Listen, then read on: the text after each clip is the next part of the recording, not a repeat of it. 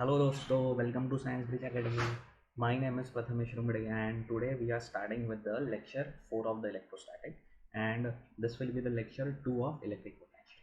ठीक है दोस्तों, तो दोस्तों हम लोग ने अभी तक देखा था if I have a point charge say plus q, then the electric potential V at a distance r from this point charge is given by a simple formula that is V is equal to K plus Q. दोस्तों मैंने आपको बोला था आपको जो charge है वो sign के साथ डालना है divided by R. That means electric potential produce by a positive point charge is always positive. Okay, then suppose I have a minus Q charge here and at a distance R the electric potential is given by K minus Q upon R. दोस्तों ये हम लोग ने पढ़ा है, ठीक है ना, ये कॉन्सेप्ट आपको क्लियर होना चाहिए। दोस्तों हम लोग ने और एक चीज़ पढ़ी है। Suppose I have 3 charges plus Q1 plus Q2 and let us say it is not plus minus Q3। ठीक है, ऐसे 3 चार्जेस मेरे पास है और ये एक पॉइंट है। Let us say this is a point P। I want to find out the net electric potential, the total electric potential due to all of these 3 charges at point P। तो कैसे करें दोस्तों? Okay, first I will calculate electric potential due to charge q1 at point P. Let us call that as V1. What is V1? Electric potential at point P due to plus q1. Then I will calculate electric potential at point P due to plus q2. Let me call it as V2.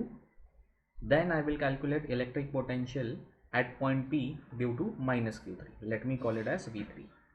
And the net electric potential at point P, that is Vp, will be simply the addition of, or you can say that algebraic sum of all these 3 potential. Yes or no? Okay, अभी V1 कैसे निकाले दोस्तों? आपको पता है Q1 एक point charge है। Let us से वो पॉइंट P से R1 डिस्टेंस पे है, R1 डिस्टेंस पे है। So what will be the electric potential at point P due to plus Q1? It will B plus K Q1 upon R1। मैंने ये प्लस क्यों डाला? क्योंकि ये जो चार्ज है वो भी प्लस है।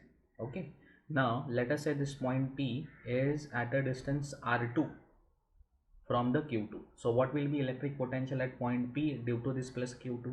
दोस्तों वो हो जाएगा plus K Q2 upon R2. Now this minus Q3, let us say this is at a distance, this minus Q3 is at a distance R3 from the point P. So what will be the electric potential at point P due to minus Q3? दोस्तों it will be plus K minus Q3 upon R3 और ये minus यहाँ पे आ जाएगा तो ये plus का भी माइनस हो जाएगा। आई होप आपको समझ रहा है। So I can write this in the bracket as, common क्या आ जाएगा दोस्तों? कॉमन आ जाएगा K in a bracket. I can write Q1 upon R1 plus Q2 upon R2 minus Q3 upon R3। yes or no? This is a short introduction or you can say that this is a short revision what we have learned so far, and ये जो concepts है हम लोग को आगे भी लगने वाले हैं। ठीक है दोस्तों, चलिए आगे बढ़ते हैं।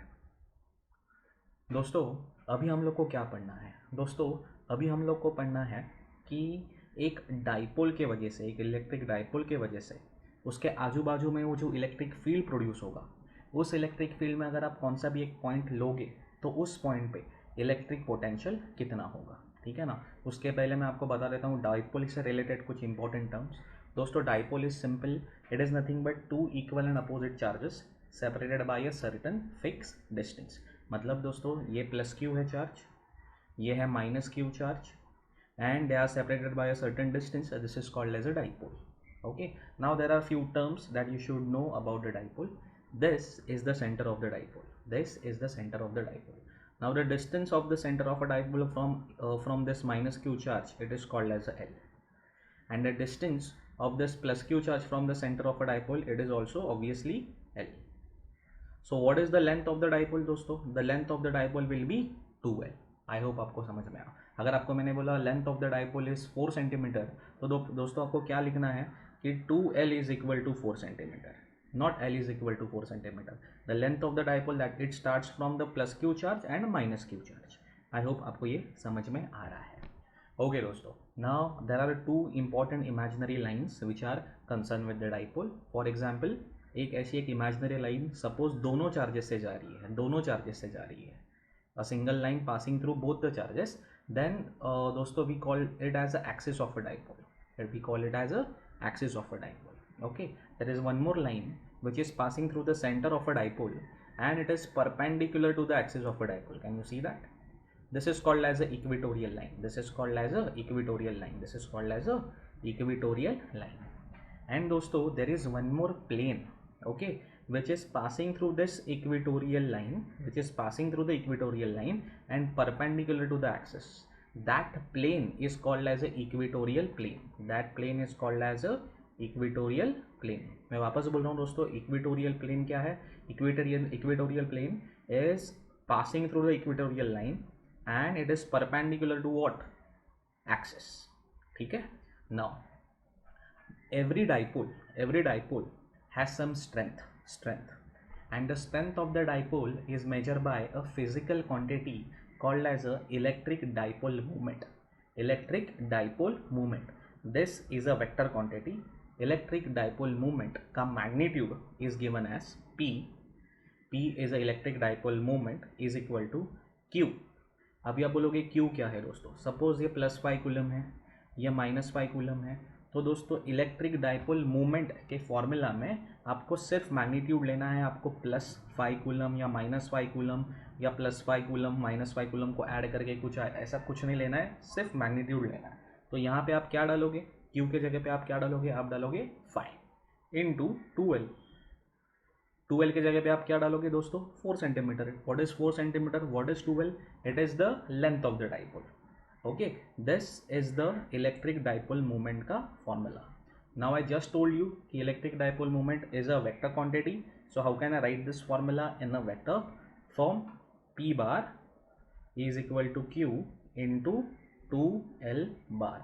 Now I want you to remember this thing clearly कि the direction of a P bar, that is electric dipole moment का direction is always from negative charge towards positive charge. Can you see this red arrow? This red arrow is showing you P bar. P bar मतलब electric dipole moment. Can you see that it is pointing from the negative charge to positive charge? Okay, so these are few basic things you should know about the dipole before starting with the derivation. Okay दोस्तों, आगे बढ़ते हैं. Okay fine. Now can you see this? We are provided with the dipole. This is a plus Q charge situated at A. This is a minus Q charge situated at B. This is the center of the dipole O, and the distance between the center and the charges L and L is given to you. This is the electric dipole moment P bar, and this is an arrow which is representing the electric dipole moment. हमें क्या करना है दोस्तों? हमें इस dipole के आजू बाजू में जो इलेक्ट्रिक फील्ड है, उस इलेक्ट्रिक फील्ड में कौन सा भी एक आर्बिटरी पॉइंट लेना है. देखो यहाँ पे मैंने वो पॉइंट लिया है. Let us call it C. ठीक है.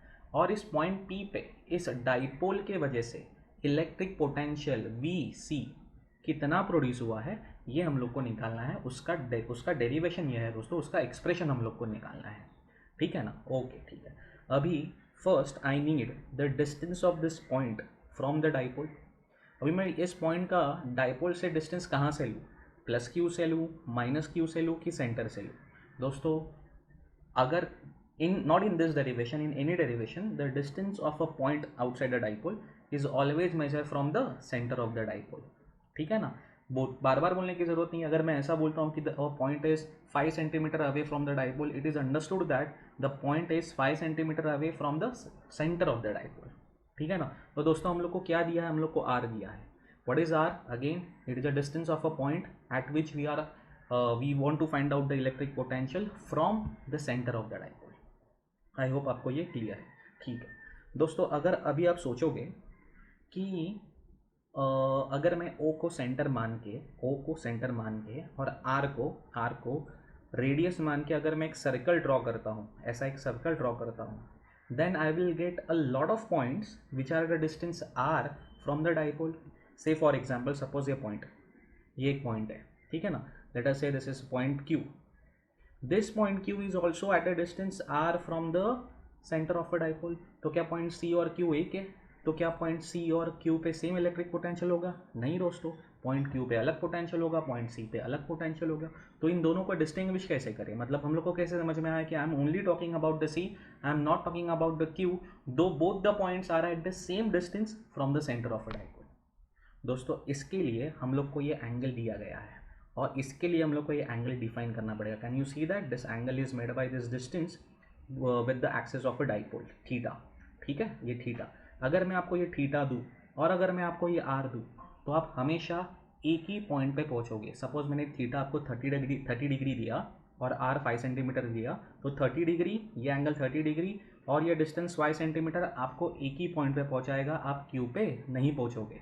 तो डाइपोल के अराउंड पॉइंट को लोकेट करने के लिए, एक यूनिक एग्जैक्ट पॉइंट को लोकेट करने के लिए हम लोग को सिर्फ डिस्टेंस नहीं तो इस एंगल की भी ज़रूरत पड़ती है। तो ये थीटा भी हम लोग को दिया है, येस और नो। ओके, और क्या दिया है, ऑब्वियसली हम लोग को दिया है electric dipole moment that is P. दोस्तों हम लोग का जो फाइनल एक्सप्रेशन आएगा वीसी, फाइनल एक्सप्रेशन आएगा वीसी, उस वीसी में आर, थीटा और P, I am sorry, R, theta and P, ये तीनों होने चाहिए। अगर इसके अलावा कुछ और है तो हम लोग को उसको एलिमिनेट करना पड़ेगा। आई होप आपको समझ में आ रहा है। These are the given things to you, so your final formula should consist of R, theta and P. ठीक है दोस्तों, आगे बढ़ते हैं। अच्छा ओके, अभी करना कैसे है, पॉइंट सी पे इलेक्ट्रिक पोटेंशियल जो वीसी है वो कैसे निकालना है। दोस्तों बहुत आसान है, डाइपोल दो चार्जेस से बना हुआ है, यहाँ है प्लस क्यू माइनस क्यू। आपको क्या करना है, पॉइंट सी पे प्लस क्यू की वजह से इलेक्ट्रिक पोटेंशियल कितना है वो पहले ढूंढो, उसको हम लोग क्या बोलेंगे, V1 बोलेंगे। फिर क्या करेंगे, पॉइंट सी पे माइनस क्यू की वजह से इलेक्ट्रिक पोटेंशियल है वो कितना है ढूंढो, उसको हम लोग V2 बोलेंगे। और उन दोनों को अल्जेब्रिकली ऐड कर दो। अल्जेब्रिकली ऐड क्यों करना है, मैंने आपको 100 बार बोला है कि इलेक्ट्रिक पोटेंशियल कैसा है, इलेक्ट्रिक पोटेंशियल एक स्केलर क्वांटिटी है। इन दोनों को ऐड करने के बाद आपको क्या मिलेगा, electric potential at point C due to dipole. Okay चलिए दोस्तों स्टार्ट करते हैं। ओके देखिए, potential at C due to plus Q charge, potential at C due to plus Q charge at A. अच्छा प्लस क्यू, अभी ये plus Q charge जो ए पे रखा है उसके वजह से सी पे पोटेंशियल कितना है। आपको पता है कि अगर मुझे पॉइंट चार्ज के वजह से किसी पॉइंट के ऊपर पोटेंशियल निकालना हो तो उस पॉइंट के बीच, वो पॉइंट और उस पॉइंट चार्ज के बीच में का डिस्टेंस पता होना ज़रूरी है। तो दोस्तों ये डिस्टेंस मैंने R1 माना है। दोस्तों आर अभी काम में नहीं आएगा, R is a distance of the point from the dipole, but to apply the formula of K Q upon R what you need is a distance between the point and the charge. I hope आपको ये समझ रहा है, ठीक है ना। So electric potential at point C due to plus Q is given as K, मतलब 1/4 pi epsilon naught plus Q upon R1। Let me tell you again, R1 is the distance of this point from plus Q, यहाँ पे R नहीं आया है। Okay ठीक है, चलो हम लोग को V1 मिल गया। Now next let us find out the electric potential at point C due to minus Q. ठीक है, so V2 is equal to K that is 1/4 pi epsilon naught minus Q upon R2। दोस्तों ये minus क्यों, क्योंकि आपको charge के sign के साथ सब्स्टिट्यूट करना है। ठीक है, अभी V1 मिल गया, V2 मिल गया। अभी नेट इलेक्ट्रिक पोटेंशियल के लिए क्या करें, सिंपली V1 और V2 को ऐड कर दें। देखो मैंने इन दोनों को ऐड कर दिया यहाँ पे, 1/4 पाई एप्सिलॉन नॉट को कॉमन निकाला, ब्रैकेट के अंदर आया 1/R1 माइनस 1/R2, ये VC हो गया। पर दोस्तों R1 आपको दिया नहीं है, R1 आपने डाला है, R2 भी आपको दिया नहीं है, R2 भी आपने डाला है। आपको क्या करना है, with the help of a geometry, ये 1/R1 और ये जो 1/R2 आपको दिख रहा है उसको रिप्लेस करना है। उसको रिप्लेस करके आपको क्या लाना है, क्या आप गेस कर सकते हैं आपको क्या लाना है, इसको रिप्लेस करके आपको R लाना है, आपको थीटा लाना है, या आपको P लाना है, क्योंकि ये पैरामीटर्स आपको दिए हैं, येस और नो। ठीक है ना, तो ये पूरा expression will turn into a certain different expression in which you will see these terms, that means electric dipole moment, theta and R. ठीक है ना, इसके लिए we will take the help of a geometry. दोस्तों let us see how we are going to replace this 1/R1 and 1/R2। Okay आगे बढ़ते हैं। Okay दोस्तों, इस एक्सप्रेशन तक हम लोग आए थे, इस एक्सप्रेशन तक हम लोग ऑलरेडी आए थे। दोस्तों अभी क्या करेंगे हम लोग कि ये जो प्लस क्यू चार्ज है या पॉइंट ए है, उस पॉइंट ए से इस आर पे एक परपेंडिकुलर ड्रॉप करेंगे, एक परपेंडिकुलर ड्रॉप करेंगे। ठीक है ना, देखो ये परपेंडिकुलर ड्रॉप किया। दोस्तों ये थीटा है, ठीक है ना, ये थीटा है, तो इस थीटा की अपोजिट साइड क्या हो जाएंगी, एल साइन थीटा, क्योंकि आपको पता है ये एल है तो ये एल साइन थीटा, और इस थीटा की एडजेसेंट साइड क्या हो जाएंगी, एल कॉस थीटा। दोस्तों ये ट्रिग्नोमेट्री आना आपको बहुत ज़रूरी है। आई होप इस ट्राइंगल में आपको ये एल है, ये एल साइन थीटा है और ये एल कॉस थीटा है। Is that clear? ओके। अभी इस परपेंडिकुलर ड्रॉप करने के बाद आपको समझ में आ रहा है कि हम लोग को राइट एंगल ट्राइंगल मिल रहा है। देखो सी ए, इस पॉइंट को मैं बोल रहा हूँ आपको समझने के लिए, say D. Okay, C A D, देखो सी ए डी ये राइट एंगल ट्राइंगल है। इस राइट एंगल ट्राइंगल में आपको सिंपली पाइथागोरस थ्योरम को अप्लाई करना है, ठीक है ना। तो ये 90 डिग्री अगर मैं अप्लाई करूँ तो देखो क्या हो जाएगा, R1 स्क्वायर, यहाँ पे लिखा है मैंने R1 स्क्वायर, फिर एल साइन थीटा का स्क्वायर क्या हो जाएगा, L square sine square theta, L square sine square theta भी यहाँ पे लिखा है, in plus C D square. अगर आप सी डी को सोचोगे तो दोस्तों सी डी है क्या, सी ओ माइनस डी ओ। अभी सी ओ क्या है, आर माइनस डी ओ, मतलब L cos theta, R minus L cos theta will be C D. तो R minus L cos theta का स्क्वायर। फिर मैंने यहाँ पे उसको एक्सपांड किया है, R square minus 2RL cos theta plus L square cos square theta. I hope आपको ये स्टेप और ये स्टेप क्लियरली समझ में आ गया है, ठीक है ना। ओके, नेक्स्ट स्टेप में कुछ नहीं किया मैंने दोस्तों, ब्रैकेट को ओपन किया है। देखिए ब्रैकेट को ओपन किया है, आपको ये स्टेप भी समझ में आ रहेगा। फिर अगर मैं देखूँ यहाँ पे क्या है, L square sine square theta, यहाँ पे क्या है, L square cos square theta, मतलब यहाँ से एल स्क्वायर कॉमन आ सकता है। फिर ब्रैकेट में बचेगा sine square theta plus cos square theta which is equal to 1। तो ये स्टेप भी आपको समझ में आ रहेगा कैसे आया, R square plus L square minus 2RL cos theta. Okay, अभी नेक्स्ट स्टेप में मैंने क्या किया दोस्तों, नेक्स्ट स्टेप में मैंने इससे आर स्क्वायर को कॉमन निकाल लिया, आर स्क्वायर को कॉमन निकाल, इधर से आर स्क्वायर कॉमन निकाला 1, इस टर्म से कॉमन निकाला L square upon are square, और इस टर्म से कॉमन निकाला 2L upon R cos theta. I hope ये मैथमेटिकल स्टेप आपको आ रहे हैं, ठीक है। ओके दोस्तों, मैं ऐसा मान रहा हूँ कि ये जो अपना डाइपोल है वो शॉर्ट डाइपोल है, और ये जो पॉइंट सी है वो आपके डाइपोल से दूर है। अगर ऐसा है तो दोस्तों मैं ये लिख सकता हूँ कि आपका 12 is much less than R. 12 is much less than, what is 12? That is the length of the dipole is much less than r. If 12 is much less than r, then I can easily write L is much less than r. Yes or no? अगर 12 छोटा है r से बहुत तो L तो already obviously होगा।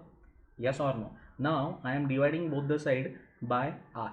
So यहाँ से मैंने r से डिवाइड किया, यहाँ से मैंने r से डिवाइड किया, क्या मिलेगा दोस्तों, L by r is much less than 1. L by r is much less than 1. ओके, तो अगर मैं इसका स्क्वायर ले लूँ, so L square upon are square वो तो और भी छोटा हो जाएगा 1 से। अगर इतना छोटा वैल्यू है तो इस टर्म को मैं निगलेक्ट कर सकता हूँ दोस्तों, और यहीं आपको यहाँ पे लिख के दिया है कि ये जो टर्म है L square upon are square, इसका वैल्यू बहुत छोटा है, 0.0000 बहुत छोटा है, तो हम लोग इसको निगलेक्ट कर सकते हैं। अगर इसको निगलेक्ट करेंगे तो अगले स्टेप में ब्रैकेट में क्या बचेगा दोस्तों, 1 minus 2L upon R cos theta, ठीक है ना। बाकी का तो वैसे ही रहेगा। ये ब्रैकेट में क्या बच रहा है मैंने आपको वो बता दिया, और उसका रीज़न भी ये बहुत इंपॉर्टेंट है, ठीक है दोस्तों। आगे बढ़ रहे हैं। अभी देखिए मैंने वो जो L square upon are square जो टर्म थी वो यहाँ से निकाल दी, और we are left with this, ठीक है। अभी दोस्तों आपको क्या करना है, you need to take square root on the both the side. You need to take square root on the both the side. So r1 square का square root r1, r2 square का स्क्वायर रूट r, और इस term का square root मैंने यहाँ पे लिखा है देखो हाफ करके। यस और no? Now the next thing is you have to do is reciprocate the term, क्योंकि हम लोग को 1 अपॉन r1 चाहिए ना दोस्तों, तो इसके लिए मुझे यहाँ पे रेसिप्रोकेट करना ज़रूरी है। तो अगर मैं इसको रेसिप्रोकेट करूँगा तो r1 का रेसिप्रोकल 1 अपॉन r1, r का रेसिप्रोकल 1 अपॉन r। अभी देखो इस टर्म को मैं पूरे टर्म को x मानता हूँ, x रेस टू हाफ है, इसको रेसिप्रोकेट करना है। रेसिप्रोकेट करने के बाद क्या आएगा, देखो मैंने इस पूरे टर्म को जो ब्रैकेट के अंदर जो टर्म है उसको मैंने x माना है, the whole raise to half. तो अगर मैं इसको रेसिप्रोकेट करूँगा तो क्या होगा, x raise to 1 upon half. क्या लॉज ऑफ इंडाइसेस को मैं ऐसे लॉज ऑफ इंडाइसेस का यूज़ करके क्या मैं ऐसा लिख सकता हूँ, x raise to minus half? Yes और नो? तो ये जो टर्म है it will be raise to minus half. तो यहाँ पे आपको समझ में आ जाएगा कि ये यहाँ से यहाँ हम लोग कैसे आए। यस और नो? ठीक है दोस्तों। अभी दोस्तों आगे बढ़ने के लिए we need to use a mathematical concept called as a binomial theorem. तो हम लोग इस थ्योरम में कुछ डिटेल में नहीं जाने वाले हैं। इस थ्योरम का यूज़ हमें क्या है इतना ही मैं आपको सिर्फ बताने वाला हूँ। अभी बाइनोमियल आप बहुत पढ़े, A plus B the whole square, A plus B यहाँ पे दो टर्म है, इसके लिए बाइनोमियल बोलते हैं इसको, स्क्वायर इसका एक्सप्रेशन आपको आता है, A minus B the whole square इसका भी एक्सप्रेशन आपको आता है, A plus B the whole cube इसका भी आपको आता रहेगा। पर सपोज दोस्तों मैं ऐसा लिखूँ, कुछ ऐसा लिखूँ, A plus B the whole raise to minus half, क्या इसको आप एक्सपांड कर सकते हो? या होल रेस टू माइनस 1/5 इसको एक्सपांड कर सकते हो? नहीं दोस्तों, उसको एक्सपांड करना उतना आसान नहीं है। उसको एक्सपांड करने के लिए we use something called as a binomial theorem, जो आपको किसी भी एक्सप्रेशन को, किसी भी बाइनोमियल को किसी भी पावर के साथ एक्सपांड करने में हेल्प करेगा। But we are going into the special case, ठीक है ना। स्पेशल केस क्या है सुनो दोस्तों, अगर मेरे पास एक बाइनोमियल है, सपोज मेरे पास एक बाइनोमियल है ए प्लस बी एंड उसका पावर कुछ भी है से n, ठीक है ना। सपोज फर्स्ट कंडीशन इज अगर a इज इक्वल टू 1 है एंड सेकेंड कंडीशन इज ये जो b है it is much less than 1 है।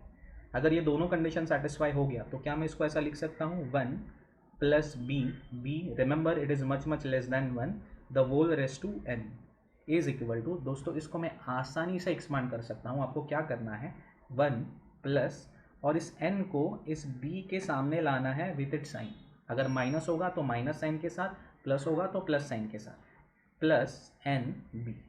अभी आगे भी टर्म्स है पर वो टर्म्स दे आर निग्लिजिबल क्योंकि उनके वैल्यूज बहुत छोटे हैं, ठीक है ना। So that's it, 1 plus B raise to वो N, the 1 plus B the whole raise to N को एक्सपांड आप इस तरीके से कर सकते हैं, बट मेक श्योर दैट कि आपका जो बाइनोमियल है उसने ये दोनों कंडीशन सेटिस्फाई कर दी है। ओके दोस्तों, अभी तक हम लोग ने जो रेसिप्रोकल लिया है या इसको स्क्वायर रूट लिया है, जो भी कुछ ज्योमेट्रिकल हम लोग ने कॉन्सेप्ट यूज़ किया है और यहाँ तक हम लोग आए हैं, उसका रीज़न ही ये है कि हम लोग binomial theorem with this condition use कर सकें, ठीक है ना। अभी ब्रैकेट के अंदर आप ठीक से देखिए दोस्तों, ब्रैकेट के अंदर आप अगर देखोगे तो ब्रैकेट के अंदर दो टर्म्स है, ये देखो 1 माइनस 2LR cos थीटा, मतलब दो टर्म्स है, मतलब ये बाइनोमियल है। ओके, फर्स्ट टर्म 1 है, हाँ फर्स्ट टर्म 1 है, मतलब फर्स्ट कंडीशन सेटिस्फाइड होगी। और 12/r obviously it is much less than 1। ये हम लोग ने जब हम लोग ने दिखाया कि डाइपोल इज शॉर्ट, हम लोग ने L2/r² को निगलेक्ट किया था, तब मैंने आपको समझाया था। तो 12/r is obviously less than 1, okay ना, मच लेस देन 1, मतलब हम लोग की कंडीशन सारी सेटिस्फाइड हो गई है। अगर ये कंडीशन सेटिस्फाई होती है तो क्या करना है दोस्तों, ये जो पावर है कुछ भी पावर हो वो आपको सेकेंड टर्म के पहले लानी है विथ साइन।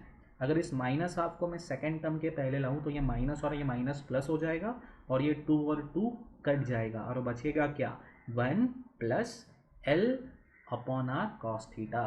तो आपको यहाँ से यहाँ आने का रीज़न समझ में आ गया होगा, yes or no? So 1/r1 can be replaced by 1/r in a bracket 1 plus L/r cos theta. देखिए इसमें हम लोग को वो सारे टर्म्स है जो हम लोग को चाहिए, r1 can be replace by r cos theta वगैरह वगैरह।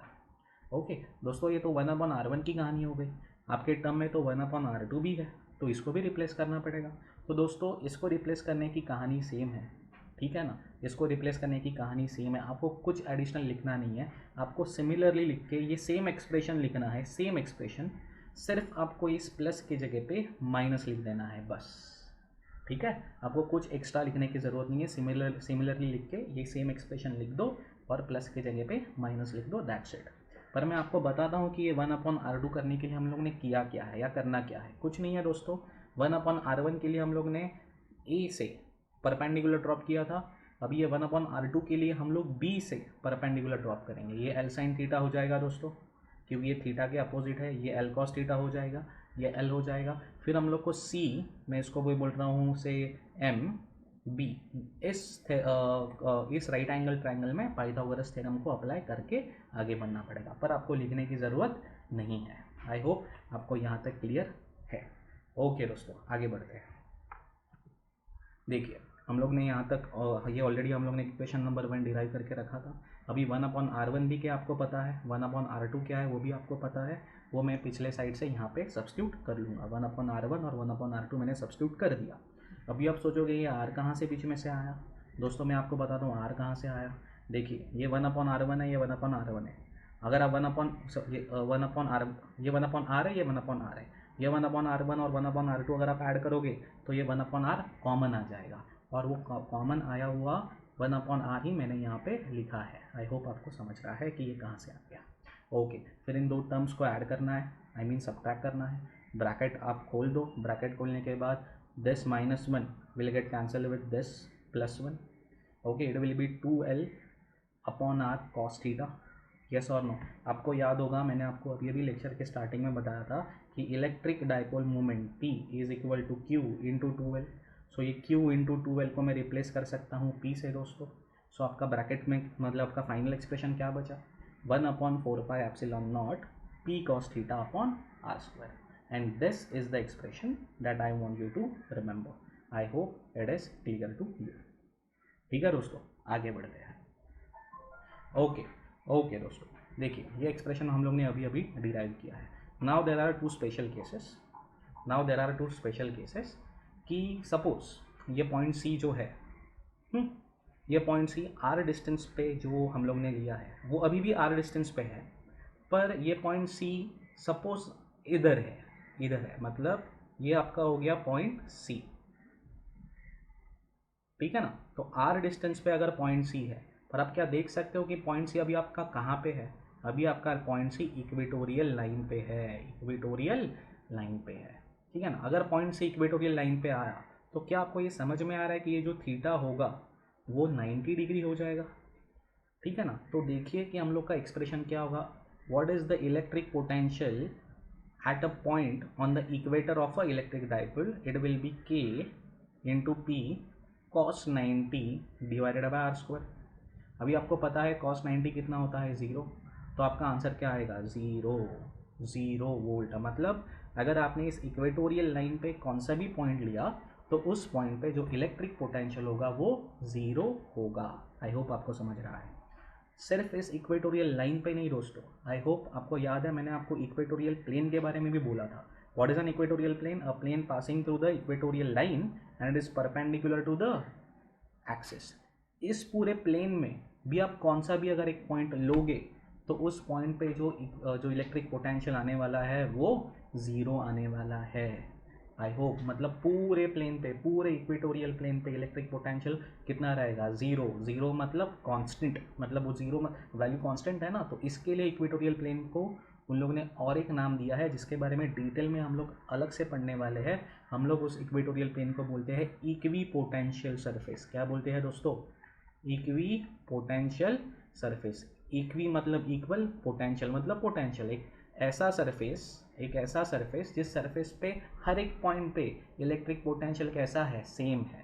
ठीक है ना? वो 0 होना ज़रूरी नहीं है, वो कुछ भी हो सकता है, वो +5 वोल्ट -5 वोल्ट भी हो सकता है। कंडीशन यही है, अगर आप इक्वी पोटेंशियल सरफेस के बारे में बात कर रहे हो तो हर एक पॉइंट पे जो इलेक्ट्रिक पोटेंशियल होगा वो सेम होगा। अभी इस पर्टिकुलर प्लेन पे जो इक्वेटोरियल प्लेन के बारे में हम लोग बात कर रहे हैं इलेक्ट्रिक डाइपोल के, वो इक्वी पोटेंशियल सरफेस है और हर एक पॉइंट का जो वैल्यू है वो 0 वोल्ट इतना है। आई होप आपको ये समझ में आ गया है। आप ये पॉइंट नंबर 5 पढ़ सकते हैं, आपको और क्लियरली समझ में आएगा। ठीक है, ओके दोस्तों, अभी आगे बढ़ते हैं। अभी ये -q, ये +q चार्ज है, ये -q चार्ज है, ये आपका सेंटर है। ठीक है ना?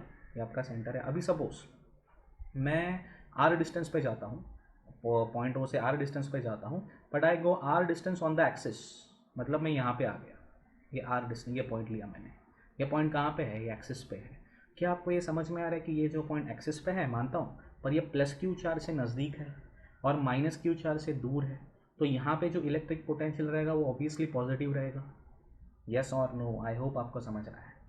अभी आप r डिस्टेंस एक्सिस पे ही आएंगे, पर इस तरफ आइए, ये r डिस्टेंस इस तरफ आइए, तो ये जो पॉइंट है दोस्तों जो आपके डाइपोल से r डिस्टेंस पे ही है, पर वो -q चार्ज से नज़दीक है और +q चार्ज से दूर है, तो यहाँ पे जो नेट इलेक्ट्रिक पोटेंशियल रहेगा डाइपोल के वजह से, जो इलेक्ट्रिक पोटेंशियल जो यहाँ पे रहेगा वो क्या रहेगा?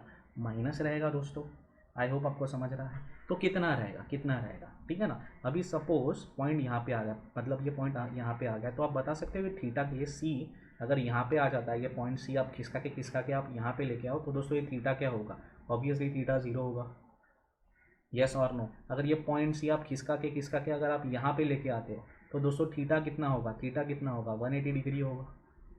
यस और नो? तो अगर पॉइंट आपका पॉइंट r डिस्टेंस पे एक्सिस पे है और +q चार्ज के नज़दीक है तो थीटा 0। और अगर आपका पॉइंट एक्सिस पे है और वो माइनस क्यू चार्ज से नज़दीक है तो आपका थीटा 180 डिग्री। आई होप आपको ये समझ में आ रहा है कैसे आया। तो कैसे करें दोस्तों, फॉर्मूला अप्लाई करो, v इज इक्वल टू के P cos theta upon are square, yes और no, divided is equal to, अभी यहाँ पे कॉस थीटा कितना है 1, क्योंकि थीटा का वैल्यू 0 है, तो आंसर क्या आ जाएगा K P upon are square plus, अगर मैं ये पॉइंट के बारे में बात करूँ तो इलेक्ट्रिक पोटेंशियल कितना आएगा K P cos 180 divided by R square, और आपको पता है कॉस 180 कितना होता है -1, so minus K P upon are square. सो इन दोनों रिजल्ट को अगर मैं कंबाइन करके लिखने का ट्राई करूँ, so I can write this, electric potential on the axis of a dipole is plus minus K P upon are square. I hope आपको ये समझ में आया और यही मैंने पॉइंट नंबर 4 में लिखा है। ठीक है दोस्तों, चलिए आगे बढ़ते हैं। ओके दोस्तों, अभी एक सिंपल न्यूमेरिकल है आपके लिए, और इस न्यूमेरिकल टेक्स्ट बुक से ही लिया है, यहाँ पे स्टार है, पढ़ते हैं। A short electric dipole has a dipole moment of 1 × 10⁻⁹ coulomb metre, yes और नो, मतलब आपको पी दिया है 1 × 10⁻⁹, that is 10⁻⁹ coulomb metre. Is that clear? Okay, determine the electric potential due to the dipole at a point of distance 0.3 metre from the center of the dipole।